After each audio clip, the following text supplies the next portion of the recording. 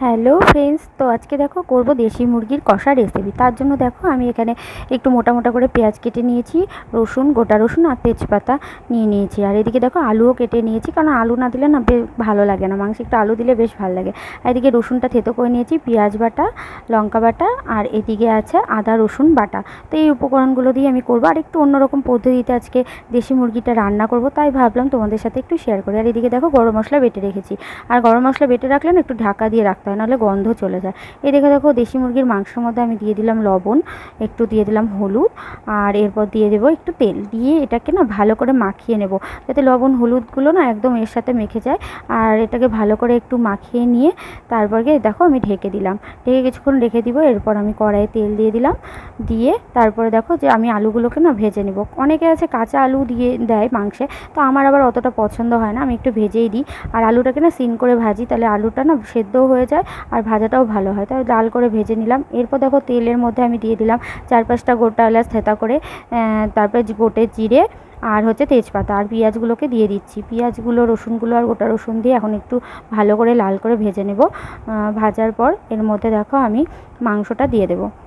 দেখো মাংসটার মধ্যে হলুদ লবণ বেশ ভালো করে একদম মেখে গেছে। এখন এই মাংসটা দিয়ে আমি একটু ভাজবো ভালো করে। মাংসটাকে দেখো ভেজে নিচ্ছি, পেঁয়াজ রসুনের সাথে একটু ভালো করে ভেজে নিলাম। ভেজে নেওয়ার পর দিয়ে দিলাম পেঁয়াজ বাটা, যেন ওই পেঁয়াজ থেকে খুব জল জল বেরোয়, সেই জন্য পেঁয়াজ বাটাটা আগে একটু দিয়ে দিলাম। এই দেখো একটু জলও বেরিয়েছে পেঁয়াজ বাটা থেকে।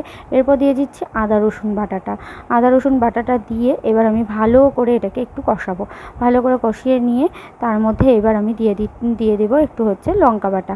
লঙ্কা বাটাটা দিয়ে আর দেখো লঙ্কা বাটার মধ্যে অনেকগুলো একটু জল দিয়ে মিশিয়ে নিলাম, না হলে না লঙ্কা লেগেছিলো, লঙ্কা বাটাগুলো লেগেছিলো, তো একটু জল দিলাম হালকা পরিমাণ। তো দিয়ে দেখো এখানে পরিমাণ মতো লবণ দিয়ে দিচ্ছি।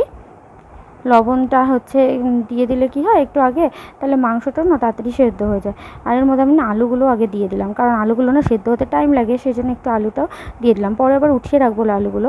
আর এবার দেখো আমি দিয়ে দিচ্ছি রসুন থেঁতাগুলো। রসুন যে থেঁতো করে রেখেছিলাম ওগুলো দিয়ে দিলাম। দিয়ে এটাকে এখন ভালো করে আমি কষাবো। তো দেখো কষাচ্ছি ভালো করে, কষানোটা হচ্ছে। এবার দেখো আমি এর মধ্যে দিয়ে দিলাম একটু জল।